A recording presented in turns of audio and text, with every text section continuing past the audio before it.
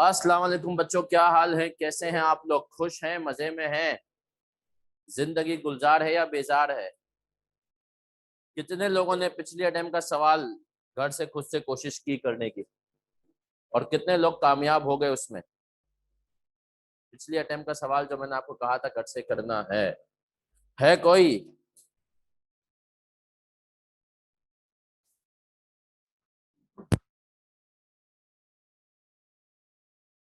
आए सर आए।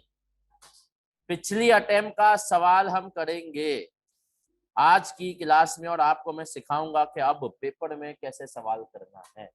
पेपर में जब आप पहुंचेंगे कंसोलिडेशन पर, तो आपको कैसे सवाल करना है। तो हमने कहा है सर, सबसे पहले क्विकली रिवाइज करते हैं। अब तक जो हमने कंसोलिडेशन पढ़ा, हमने सर शुरुआत की थी बिल्कुल बेसिक से। सोना वाले मेथड के ऊपर हमने ग्रिप ली थी, और उसके बाद हमने सर आगे बढ़े थे और हमने सोना वाले मेथड को क्रॉस करके जो एडजस्टमेंट्स देखी थी। एडजस्टमेंट्स अनरियलाइज प्रॉफिट इन्वेंट्री होता है, अनरियलाइज प्रॉफिट यूआरपी होता है, मैनेजमेंट एक्सपेंसेस होते हैं, इंटरेस्ट एक्सपेंस होता है, डिविडेंड होता है, और हमने कहा सर बाकी तमाम एडजस्टमेंट्स होती हैं। सही है सर। आज की क्लास के एंड में मैं इसकी लास्ट डे डिवीजन समरी भी करवा दूंगा, ताकि आपको रिवाइज करना हो कंसोलिडेशन क्विकली, तो आप वो समरी सुने। 10-12 मिनट की होगी हमारी, लेकिन इंशाल्लाह वो आपको पूरे का पूरा चीज टॉपिक रिवाइज करवा देगी। चले सर, सबसे पहले मैं आऊंगा पिछली अटेम्प्ट के सवाल के ऊपर।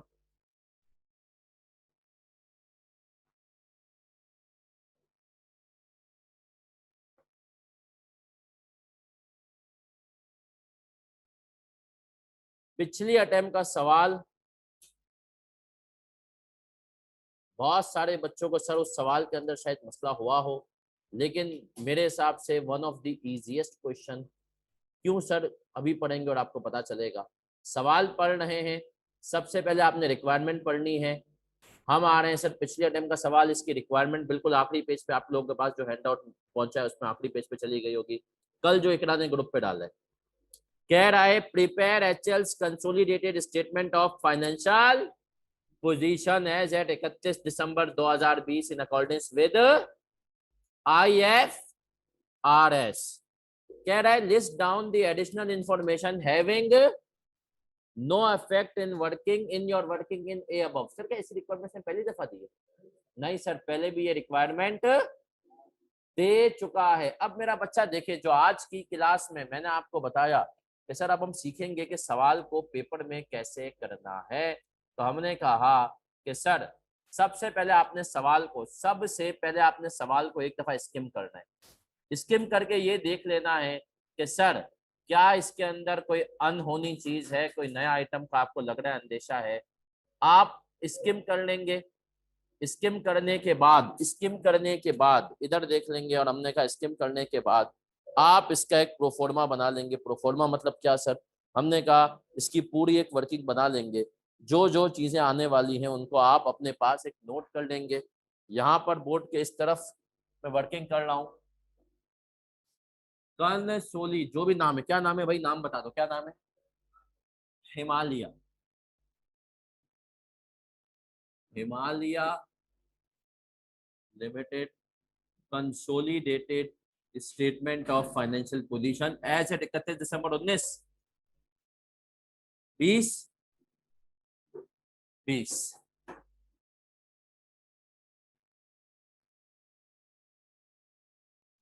Assets, non current assets, property plant and equipment.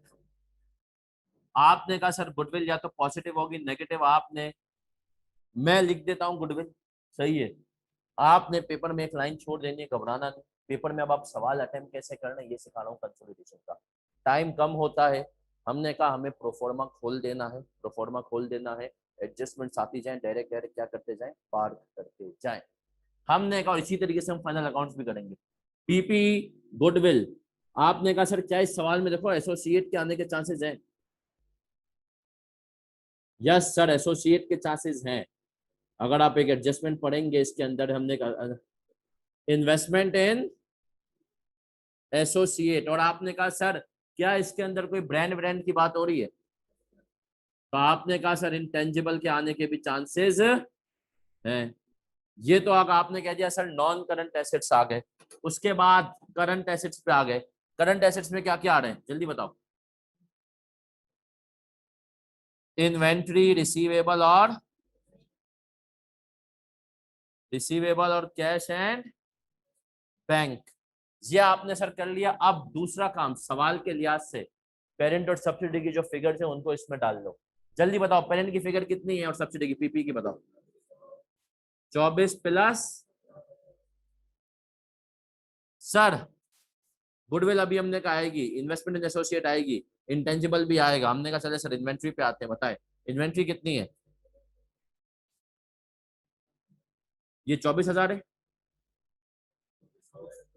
2400 plus 1750, तो अपने कहा इसको यूं लिख देते हैं ना, 2.4 प्लस 0.7। और मुझे बताएं सर रिसीवेबल कितने।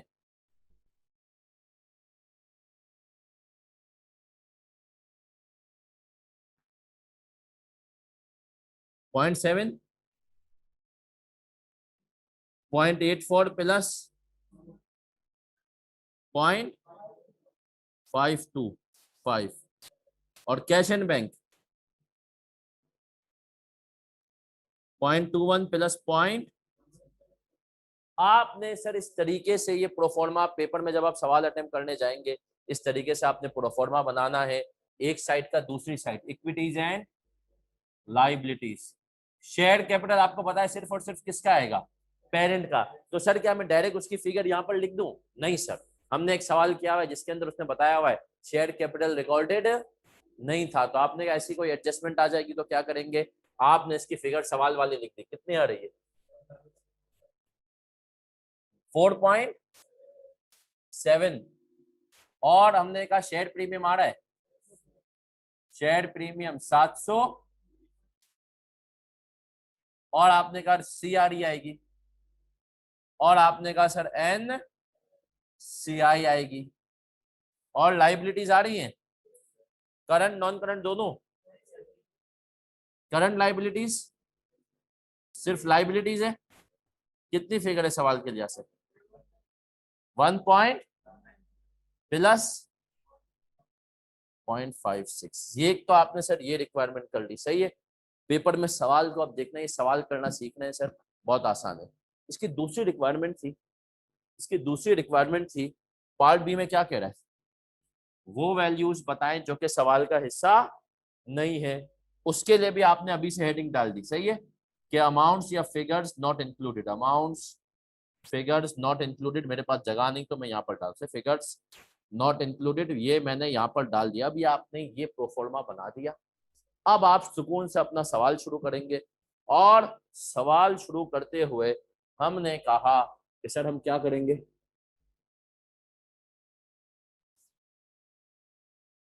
हमने कहा सर हम शुरू करेंगे यहां से सोना बनाना अपनी वर्किंग, और साथ साथ सवाल भी पढ़ेंगे मेरा बच्चा।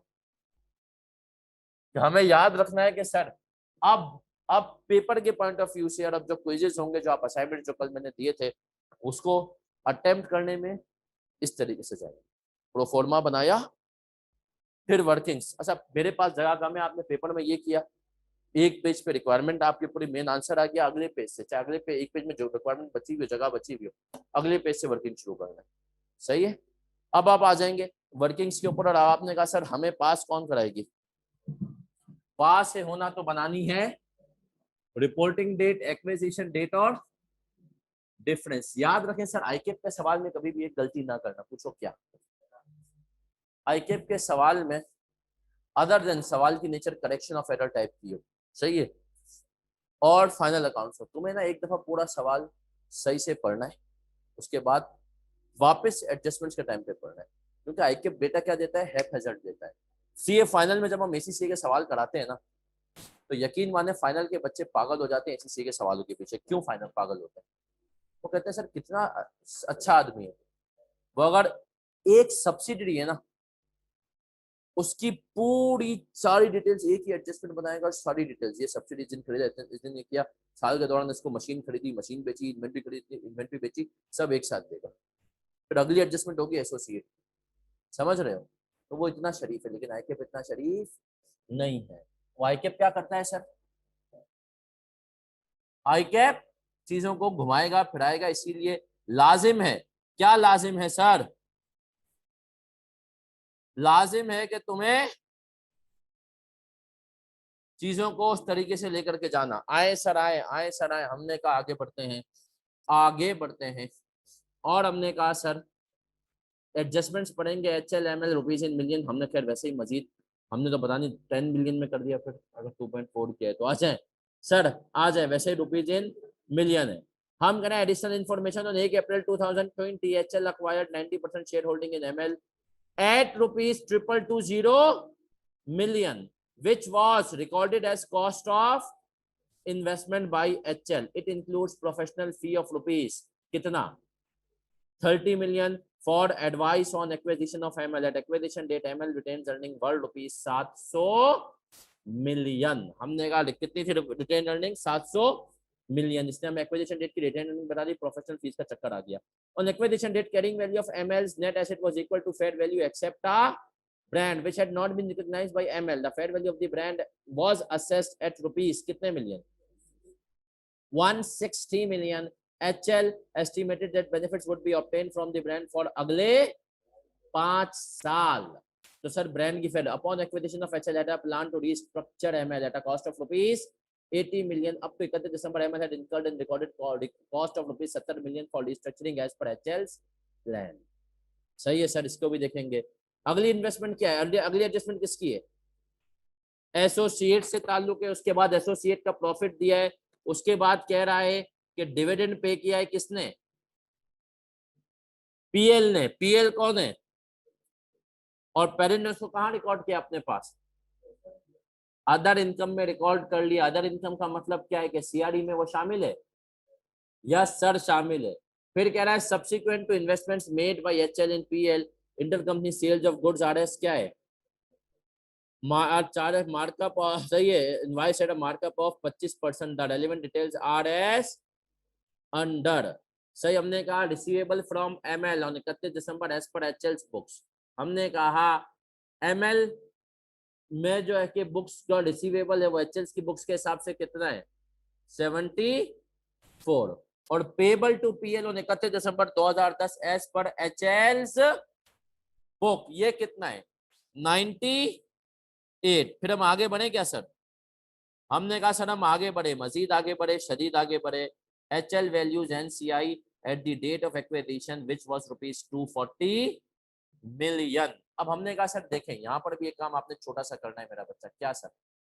हमने कहा अब आप क्या हो गए हैं?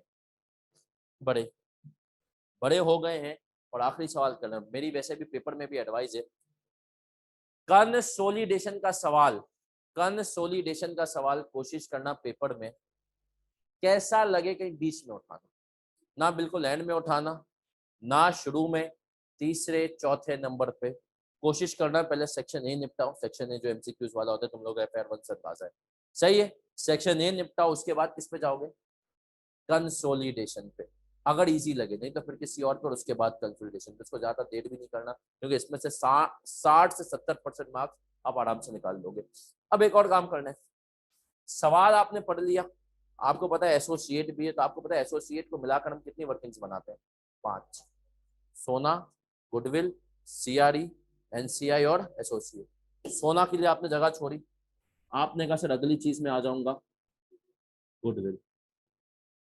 उसके बाद आपने कहा एनसीआई, उसके बाद आपने कहा इन्वेस्टमेंट इन एसोसिएट, और आखिरी वर्किंग क्या होगी? और आखिरी वर्किंग होगी सीआरई। इनको नाम दे दूं, इसको वर्किंग 1, इसको वर्किंग 2, इसको वर्किंग 3, वर्किंग 4, ताकि तुम रेफरेंस दे सको, और वर्किंग 5। सही है सर। अब ये बिल्कुल पेपर के पॉइंट ऑफ व्यू से सवाल कर, हमने कहा पास है होना तो बनानी है। शेयर कैपिटल कितना था एक्विजिशन डेट पे? क्या शेयर प्रीमियम है सब्सिडरी के पास? रिटेन अर्निंग रिपोर्टिंग डेट की दे दी 1000 और 1190, 700, डिफरेंस कितना आया? 490। और आपने कहा फेयर वैल्यू एडजस्टमेंट किसकी है? ब्रांड की है। कितनी है सर? आए पढ़ते हैं फेयर वैल्यू एडजस्टमेंट ब्रांड क्या कह रहा है। फेयर वैल्यू एडजस्टमेंट ब्रांड के बारे में मेरा बच्चा क्या कह रहा है? ये कह रहा है, चीख चीख के चिल्ला चिल्ला के एक बात कह रहा है। क्या ये कह रहा है? On acquisition date, carrying value of ML's net assets was equal to fair value except a brand which had not been recognized by ML. The fair value of the brand was assessed at rupees कितने million?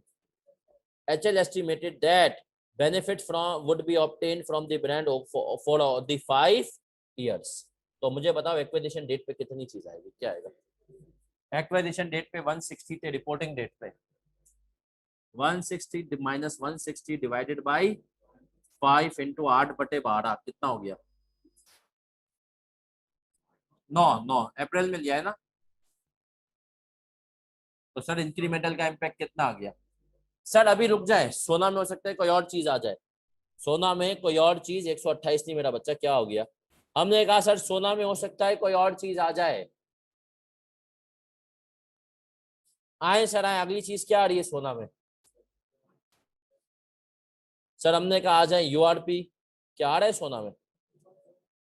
भाई कह रहा है ML inventory 31 December 2020 include goods purchase from HL. Subsidiary ने खरीदा है ना parent से, तो हमने कहा और एचएल की इन्वेंट्री में गुड्स परचेज फ्रॉम क्या है? पीएल। एसोसिएट ने बेचा है पप्पा को। सही है सर, ऊपर आ जाए ऊपर। और मुझे बताएं अगली चीज क्या है? सर ये कह रहा है point number 3, upon acquisition HL had a plan to restructure ML कितने पे? At a cost of 1 April को प्लान था up to 31 December 20 ML had incurred and recorded cost of ₹70 million for restructuring as per HL's plan. Restructuring में हमने कहा provision बनाने के लिए कितनी चीजें चाहिए होती है? कौन कौन सी? प्लान होना चाहिए, फॉर्मल अनाउंसमेंट या उसकी इंप्लीमेंट होनी चाहिए, और बस। और हमने कहा खर्चे उसके कौन कौन से होते हैं याद है? Directly related, not part of. खर्चों की जिसने बात नहीं की। मुझे बताओ, ये कह रहा है पेरेंट ने जब खरीदा, भाई जैसे जैज ने वारिद को खरीदा तो वारिद के अंदर ठीक ठाक रिस्ट्रक्चरिंग थी। सही है, यहाँ पर भी जब इसको खरीदा तो उन्होंने इसके अंदर क्या कर दिया? ठीक ठाक रिस्ट्रक्चरिंग कर दी। अब मेरा सवाल है कि सर क्या करूंगा, ये रिस्ट्रक्चरिंग कॉस्ट ये कह रहा है इनकर कर दी है और कुछ नहीं बताया, तो हमने कहा रिकॉर्डेड भी है, तो क्या करेंगे? इसने कहा भाई 80 मिलियन था, 70 अब तक हम कर चुके हैं, उसमें से क्या करेंगे?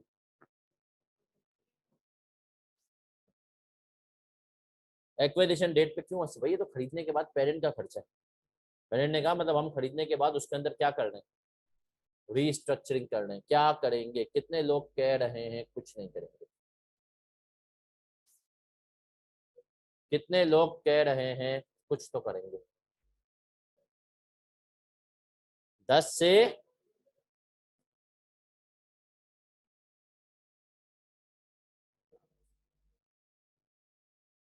ये वाई जिसके अंदर टेढ़ी चीज थी, एक ये चीज टेढ़ी थी और एक चीज थोड़ी सी मैं कहूंगा सवाल की ड्राफ्टिंग का इशू था। बाकी सर कितने लोग कह रहे हैं कि 10 से और रिकॉर्ड करेंगे?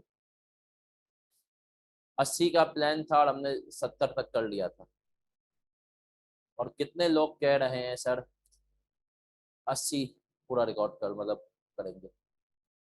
सर कुछ भी नहीं करेंगे। रीजन सुने। हमने कहा सर रिस्ट्रक्चरिंग का क्राइटेरिया तो मीट हो गया। कैसे मीट हुआ? हमने कहा एक तो शुरू में प्लान था, दूसरी बात इम्प्लीमेंटेशन मतलब क्या होता है? काम शुरू हो जाए रिस्ट्रक्चरिंग का। सर इन्होंने तो खर्चा कर दिया 80 में से 70 मिलियन, है ना सर? जब खर्चा कर दिया इसका मतलब क्या है? इम्प्लीमेंटेशन।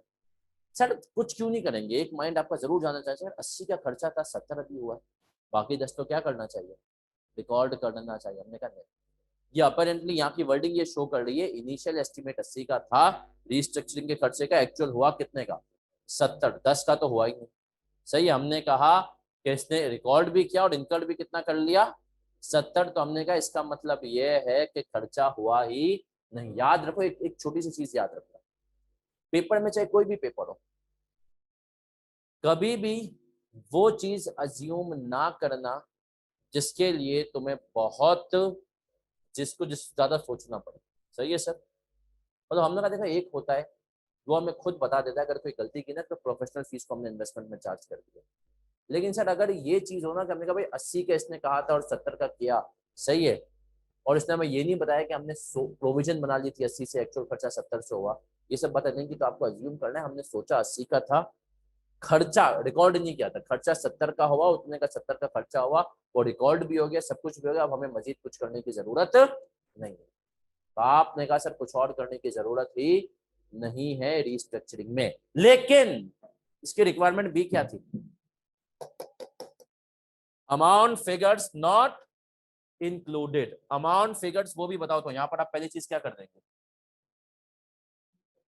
रीस्ट्रक्चरिंग।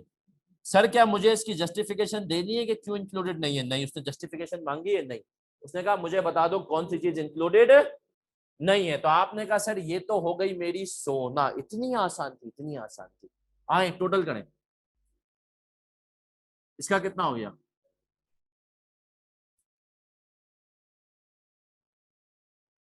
कितना, 2726 टोटल, 2260, और ये 466। हमने कहा सर ये क्या बन गई, सोना। पास है होना तो बनानी है सोना। अब आए सर, आए सर आए, हमने कहा कुछ काम डायरेक्टली मारते हैं ना। अब देखिए अब आप क्या हो गए, बड़े। तो आपने कहा सर मुझे पता है सीआरई के अंदर आता है पोस्ट एक्विजिशन शेयर सब्सिडरी का, वो डायरेक्ट मार दूं। 466 का कितने परसेंट, 90%, कितना हो गया, 419.4। आपने कहा इसको भी जाएगा, फुल गुडविल मेथड है, पोस्ट एक्विजिशन शेयर कितना आ रहा है, 466 का कितने परसेंट, 46.6। अब आए सर आए, हमने कहा सोना अगर बन गई है, और आपने कहा सर सोना, सोना की वजह से एक हमारे पास एसेट भी आ गया, उस एसेट को हम क्या कहेंगे, इनटेंजिबल। क्या पेरेंट का कोई गिवन है? तो हमने कहा इनटेंजिबल कितने से आएगा, 160 माइनस 24। आपने 1, और आप इसको वर्किंग वन का नाम भी दे सकते हैं डायरेक्ट। अब इधर देख लें सर, गुडविल पे आए, fair value of investment. Investment shares में, कैश में, दोनों में, या सिर्फ शेयर्स में, कैश में, कैश में कितने की इन्वेस्टमेंट है, 2200 माइनस, सर ये 30 क्यों माइनस करा रहे हो? तो प्रोफेशनल फी को हाथ के हाथ यहाँ पे रिकॉर्ड कर लूं, प्रोफेशनल फी कितनी है, फी कितनी है, 30। और हमने कहा 2190, ये हो गई fair value of investment. Sir fair value of NCI कितनी है, नेगेटिव आएगा, कितनी है सर, 200। सर देख रहे हैं पिछले अटेम्प्ट में ये शख्स कितना दयालु हो गया था, और रिजल्ट कितना था इसका, बताओ कितने परसेंट का रिजल्ट है FAR2 का, 30%। ओवरऑल रिजल्ट कितना था FAR2 का इस अटेम्प्ट का, 30%। सर 2190 और 240, इसने वरना हर सवाल में निकलवाता है, यहाँ पे बोला दे दी क्योंकि पता था अगली अटेम्प्ट बासित की है। टोटल कितना हुआ, 2430, है ना sir. Fair value of net assets कितनी आ गई, 2260। तो गुडविल 100, इंपेयरमेंट है क्या बासित, इंपेयरमेंट भी नहीं थी, अल्लाह अकबर कबीरा। गुडविल तुमने क्या देख दी, वर्किंग टू से हेडिंग डाली और 170। और आपने कहा फेयर वैल्यू एट एक्विजिशन कितना,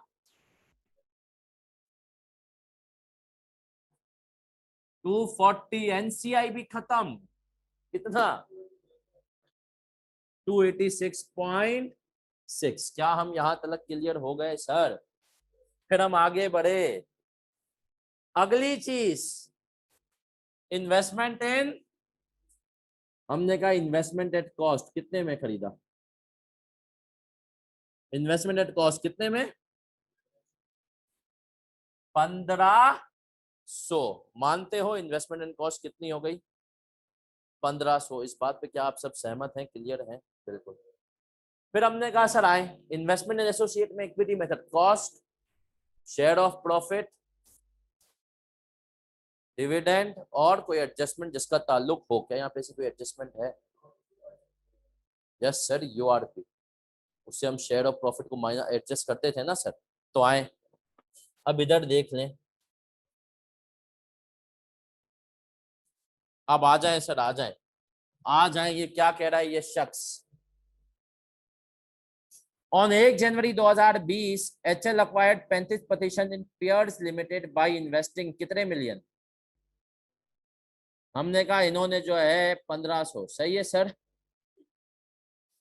हसन और मोहम्मद बंगश में अभी बताता हूं। हमने कहा 35% shareholding as Pears limited by investing rupees 1500 million, this investment is carried at cost on 31 December 2000। Details of PL net at 31 December 2020 are as follows. Sir क्या ये दिसंबर 31 2020 के नेट एसेट्स हैं? सवाल में क्या ये हमारे किसी काम के? तो इसको कहाँ लिखें, लिखोगे नहीं लिखोगे?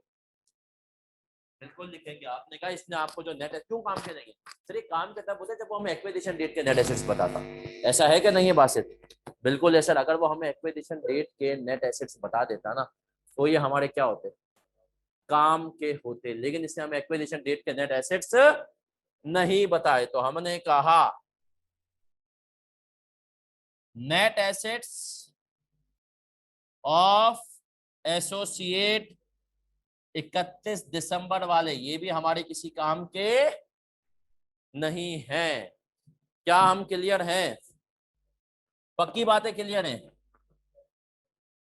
आए सर आए,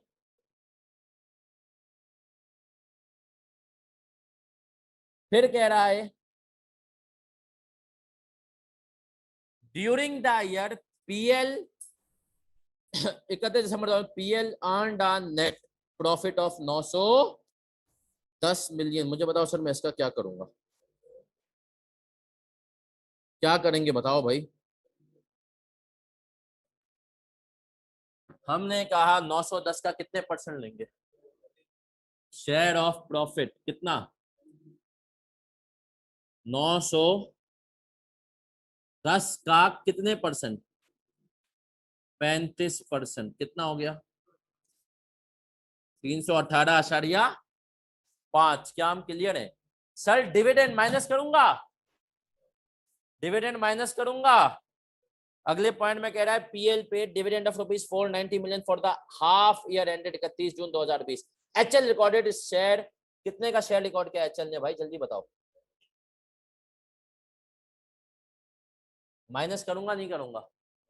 कितने लोग कह रहे हैं करूंगा, कितने लोग कह रहे हैं डिविडेंड माइनस होगा नहीं होगा एसोसिएट का? अभी तो सतीश तू मना कर रहा था, गुमराह कर रहा है लड़कों को। कितने लोग कह रहे हैं डिविडेंड माइनस होगा, कितने लोग कह रहे हैं नहीं होगा? ऑनलाइन वालों कितने लोग कह रहे हैं माइनस होगा, कितने बोले नहीं होगा? जल्दी जल्दी जल्दी, माइनस और नहीं माइनस बता। इन्वेस्टमेंट इन एसोसिएट की वर्किंग मतलब कितने लोग कह रहे हैं होगा, हाथ उठाए हाथ उठाए। कितने लोग कह रहे हैं डिविडेंड माइनस होगा, कितने लोग कह रहे हैं नहीं होगा? सर बाकी लोग अपनी राय बनाए, हमने वाज़े अल्फाज में पढ़ा है अगर मैं रिटेन अर्निंग का शेयर लेता हूं तो डिविडेंड माइनस, अगर मैं प्रॉफिट का शेयर लेता हूं तो डिविडेंड माइनस, अगर रिटेन अर्निंग का शेयर होता है तो इसका मतलब है डिविडेंड ऑलरेडी एसोसिएट माइनस कर चुका है। तो जो हमारे पास फिगर आ रही है वो नेट ऑफ डिविडेंड आ रही है। लेकिन अगर मैं प्रॉफिट की बात करता हूं तो प्रॉफिट का मतलब है डिविडेंड को आपने लेना है, क्योंकि डिविडेंड पीएनएल में जाता है क्या? नहीं सर। और जिसका डिविडेंड पीएनएल में जाता है उसके घर पे कौन आता है?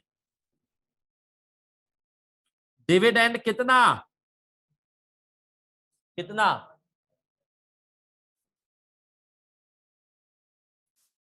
कितना का कितने परसेंट? 35%। कितना हुआ? 171.5। सर एक मिनट, आए सर आए, आए सर आए, अगली एडजस्टमेंट पे आ रहा हूं। और अगली एडजस्टमेंट क्या होगी? ये कह रहा है HL inventory on 31 December we include goods purchase from PL. इसकी एंट्री तो बनाओ, क्या होगी? एसोसिएट बेच रहा है बेटा, ये बैलेंस शीट का पीएनएल का सवाल है, cost of goods sold. Share of profit debit और इन्वेंट्री या सीआरई डेबिट और इन्वेंट्री, एक ही बात है।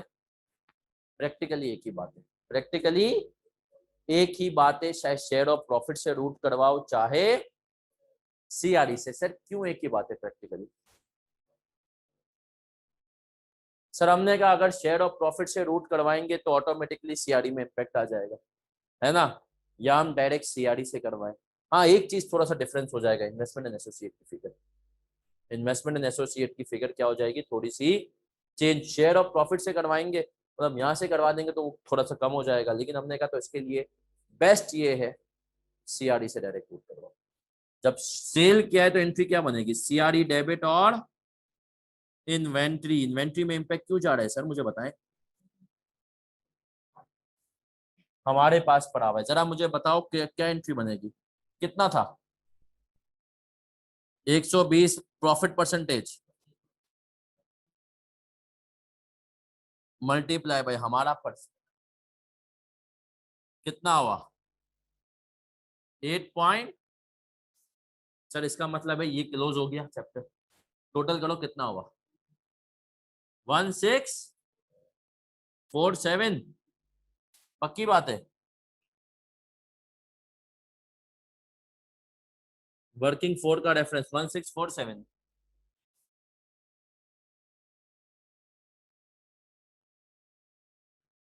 सर यूआरपी एसोसिएट के नाम से यहां पर माइनस कर देंगे, क्या हो जाएगा बताओ? 8 पॉइंट, ओहो 8.4 है। हमने कहा 8.4 आ गया यहां पर। और बताओ क्या करोगे भैया? पेरिन ने भी तो यूआरपी कमाया है, वो कितना है? 50 इंटू 25/125, कितना हो गया?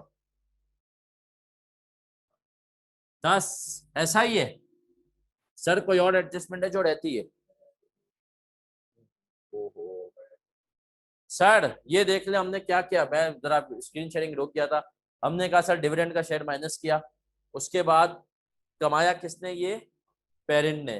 पेरेंट ने उसने एसोसिएट ने कमाया, हमने कहा इसको हम शेयर ऑफ प्रॉफिट से भी डाल सकते हैं और सीआरई से भी, सीआरई डेबिट इन्वेंट्री क्रेडिट। और हमने कहा सर ये पेरेंट के हिस्से का यूआरपी। सही है सर।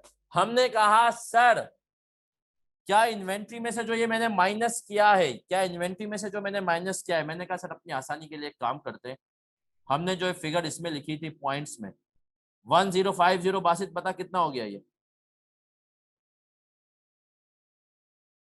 700। इसी में से हम इसको फिर से उसमें ले आते हैं, माइनस कर दे कितना? यूआरपी 8.4 और 10। हमने कहा 8.4 भी सर माइनस करते हैं, 10 भी माइनस करते हैं, मुझे बताएं कितना हो गया ये? 1731.6। अब इधर देख लो मेरा बच्चा, सबकी तवज्जो इधर, सबकी तवज्जो इधर। सीआरई में हमने यहां तक कर लिया, ये एंट्री आप बना लेंगे खुद से, सही है, समझाने के लिए बनाई कि associate to parent sale, associate to parent. Share of profit में भी डाल सकते हो, सीआरई में भी डाल सकते हो। आई के अपने खैर इसका सोल्यूशन डाला था और उसने आई के अपने इसका सोल्यूशन निकाल दिया वापस, सही है। आप जाएंगे आई की वेबसाइट पे, आपको उसका सोल्यूशन नहीं मिलेगा अभी। बट यूजुअली आई के ये एंट्री जब फाइनल लेवल पे देता है तो क्या करता है, सीआरई से घुमाता है। सही है। अब कोई और एंट्री बाकी है जिसका ताल्लुक हो पेरेंट की रिटेन अर्निंग से? हाँ, एसोसिएट का प्रॉफिट, इसके अलावा पेरेंट की रिटेन अर्निंग सर कितनी है? पेरेंट रिटेन अर्निंग 2210, एसोसिएट का शेयर ऑफ प्रॉफिट, इसको मिटा रहा हूं मैं एंट्री को, या आप लोग खुद बना सकते हैं। Share of profit of associate कितना हुआ? तुम निकाल चुके हो 318.5, ऐसा ही है क्या? यही लूंगा शेयर ऑफ प्रॉफिट, सोचो जरा, क्या शेयर ऑफ प्रॉफिट यही होगा? हाँ, एक दफा सब फिर रिविजिट करें, क्या सीआरई के अंदर शेयर ऑफ प्रॉफिट यही होगा?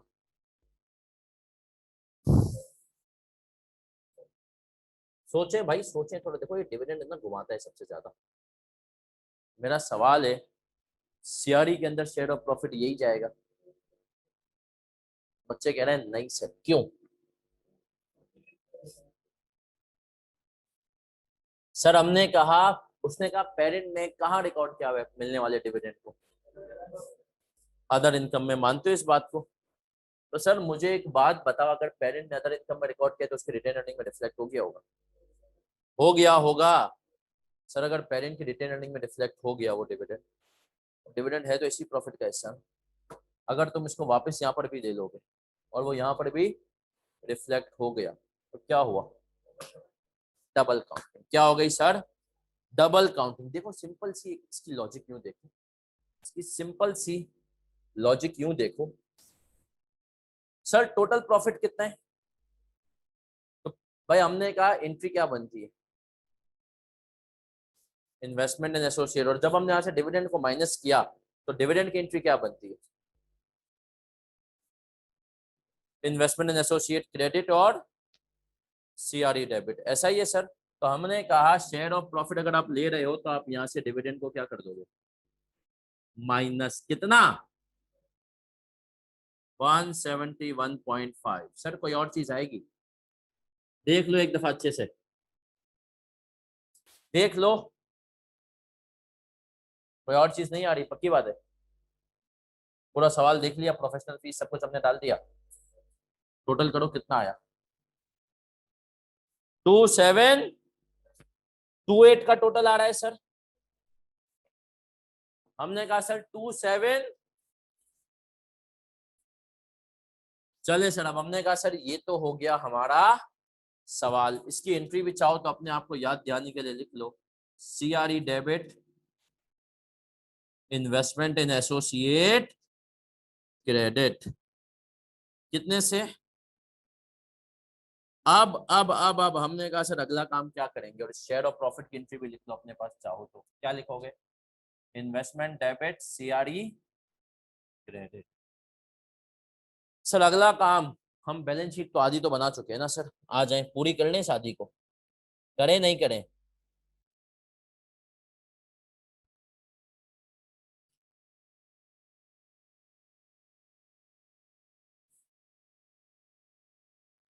क्या कह रहा है?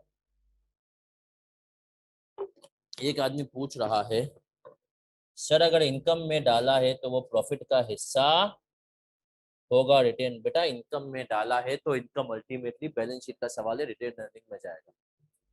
एक बासित के पीछे एग्जामिनर चप्पल लेके आएगा, एक तेरे पीछे। बेटा एसोसिएट का यूआरपी सीआरई से भी माइनस कर सकते हैं, शेयर ऑफ प्रॉफिट से भी हमने कहा ज्यादा अच्छा है कि हम सीआरई से माइनस करें, क्योंकि अल्टीमेटली पेरेंट को अपने हिस्से का प्रॉफिट कम करना है। तो हमने कहा वो कहां से रूट होना चाहिए, सीआरई से रूट होना चाहिए।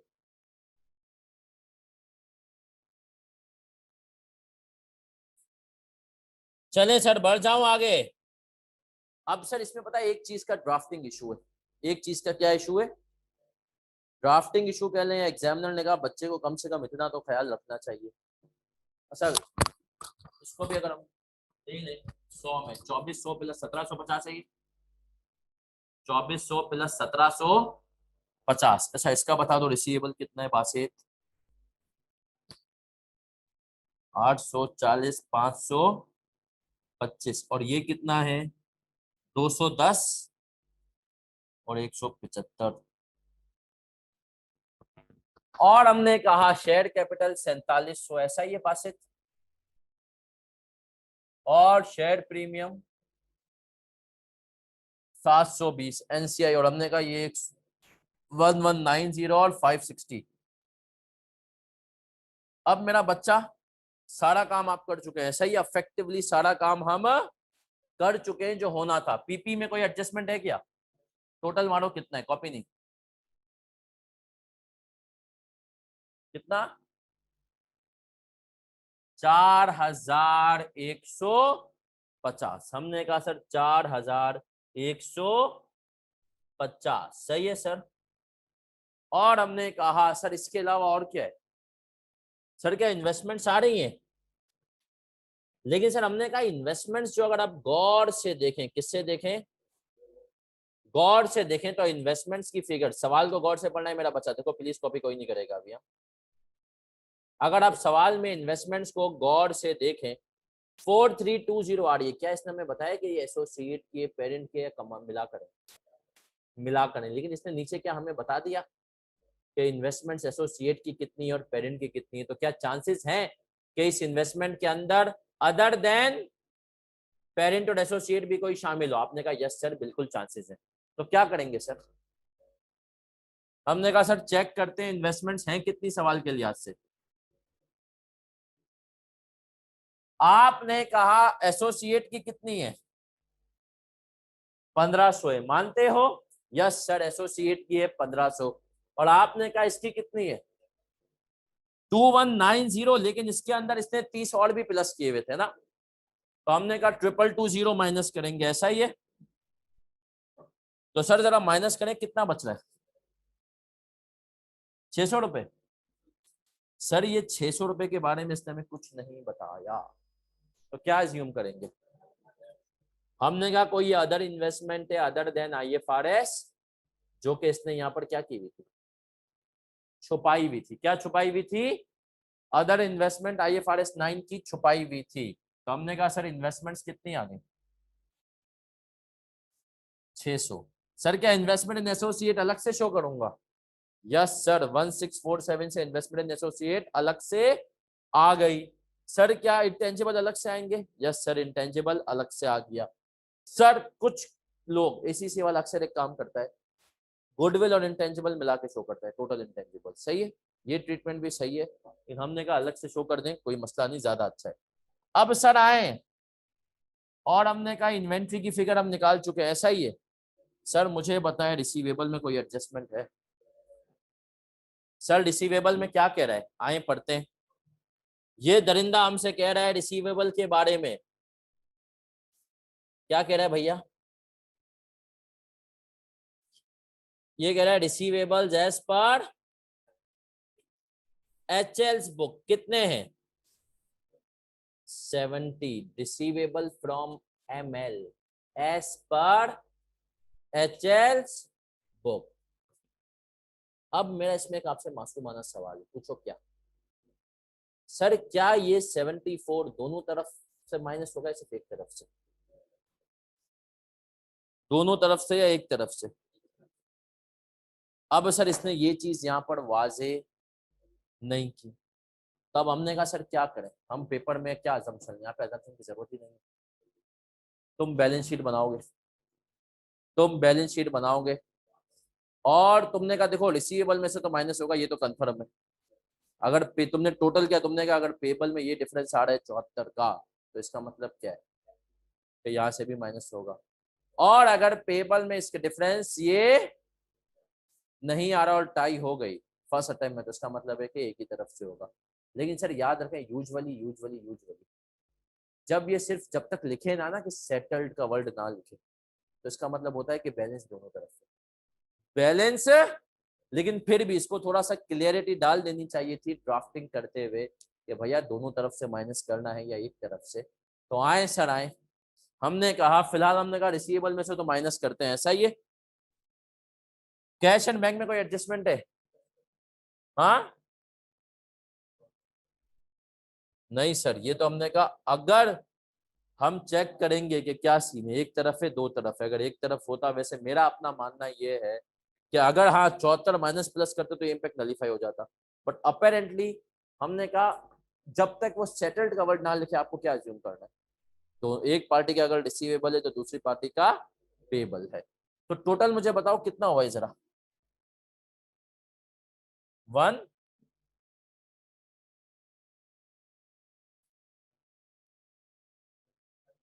1 2 6 1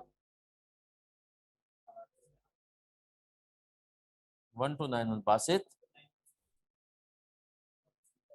नहीं, वो 840 ही है बासित, नहीं प्लीज मेरे ऊपर टॉपिक ट्रांसफर नहीं कर, टोटल बताए कितना हो गया।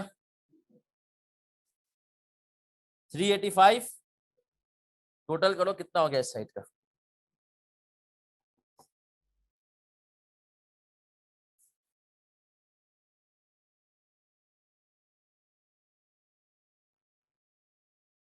वन जीरो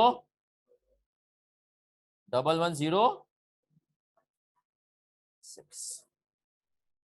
क्या हम यहां तक क्लियर हो गए? हमने कहा sir equities and liabilities 4700 share capital. Sir paper में अब कुछ बच्चों को ये ब्रैकेट खोला और कुछ लिखे बगैर बंद कर दे हुए अजीब सा लगेगा, लगने देना। कोई मार्क्स? सीआरई कितना है? 27 28। एनसीआई कितनी आई? 286.6। लाइबिलिटीज में कोई एडजस्टमेंट है क्या? -74 कर दें, बताएं कितना आ रहा है। सर देखें टाई हो रहा है। हाँ तो हमने कहा 10,110 पॉइंट। कितने लोग लगता है सर हल्का सवाल था ये, मतलब मोइज मुस्तफा को तुमने पूरा गलत गोल्ड मेडल आ गया तेरा, बोला अबे क्या हल्के सवाल करके तू गोल्ड मेडल करके जाता है। लेकिन सर इस पेपर का रिजल्ट कितने परसेंट था?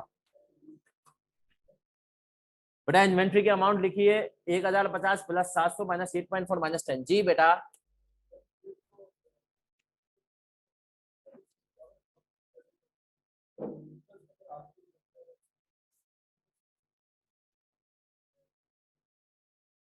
इसकी बात कर रहे हैं। हाँ तो हमने कहा अब तो 31 दिसंबर जो है ना, इसने कहा इतना हुआ है, तो हमने यहाँ पर बाई डिफॉल्ट अजम्पशन ये ली यार 80 का उसने सोचा था, प्लान क्या था, लेकिन एक्चुअल खर्चा 70 का हुआ क्योंकि गुजरे हुए 8 महीने हो गए अफेक्टिवली। सही है। हमने यहाँ पर बेसिकली ये असम्पशन ली कि इसने प्रोविजन कुछ नहीं बनाई रिस्ट्रक्चरिंग की, जो खर्चा हुआ वो रिकॉर्ड करता रहा।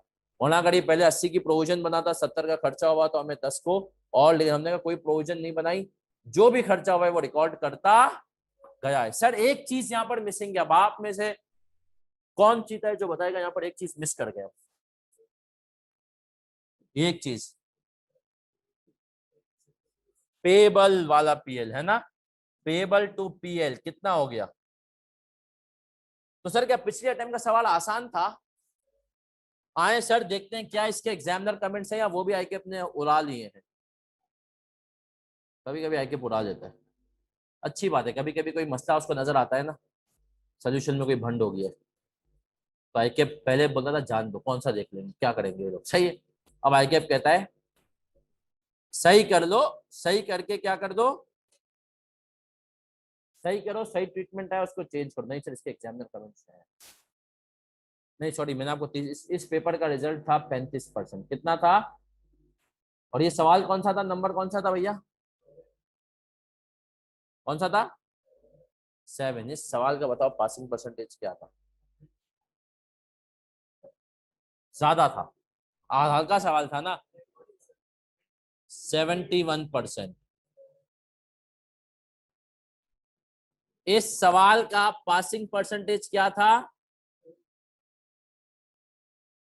इस सवाल में, इस सवाल में सबसे बुरा पासिंग परसेंटेज था फाइनल अकाउंट्स का 15%।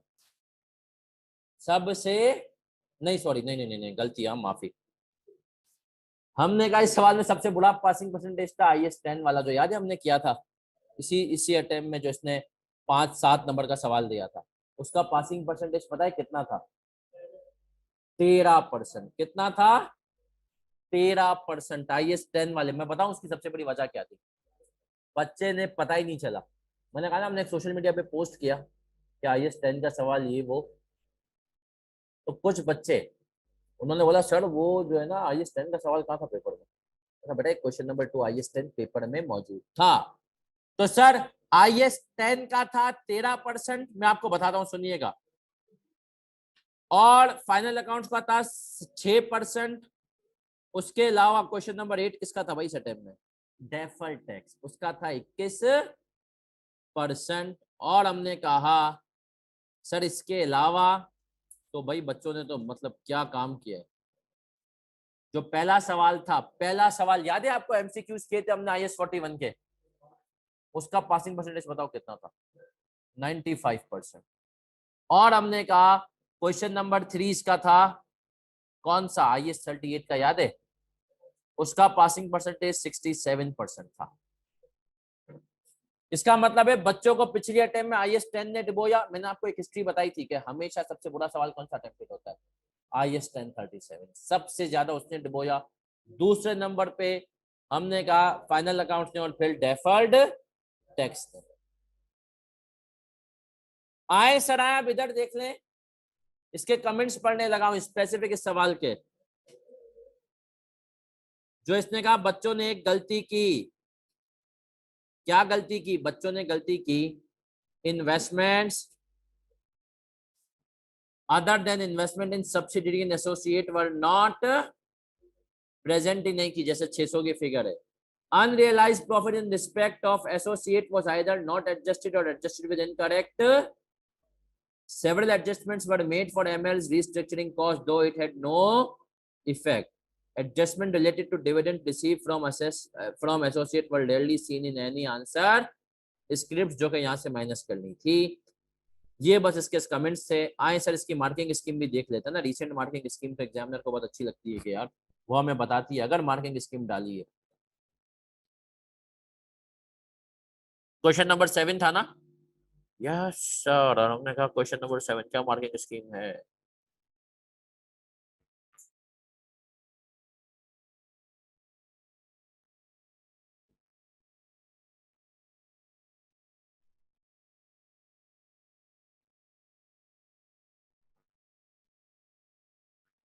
चले सर, मैं आपको क्विकली इसकी मार्किंग स्कीम भी बता दूं ताकि आपको आइडिया हो कि अगर एक आध चीज गलत कर देते हो तो जिंदगी में इतना नुकसान नहीं होता।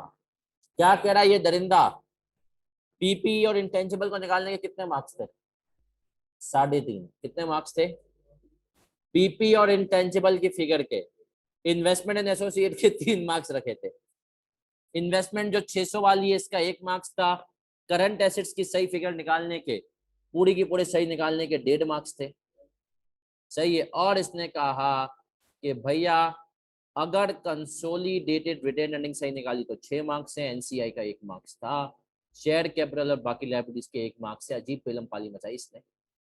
लेकिन इसने एक बात बड़ी अच्छी की, पार्ट नंबर बी टोटल कितने मार्क्स का था देखो, और इसने कहा up to 1 mark for each item. 1 mark में दे रहा हूँ ईच आइटम का। क्या मतलब? देखिए सर हमने तो यहाँ पे 3 लिख दिए, अगर किसी बच्चे ने 2 भी लिखे हैं ना तो भी उसको पूरे मार्क्स मिलेंगे। सही है सर?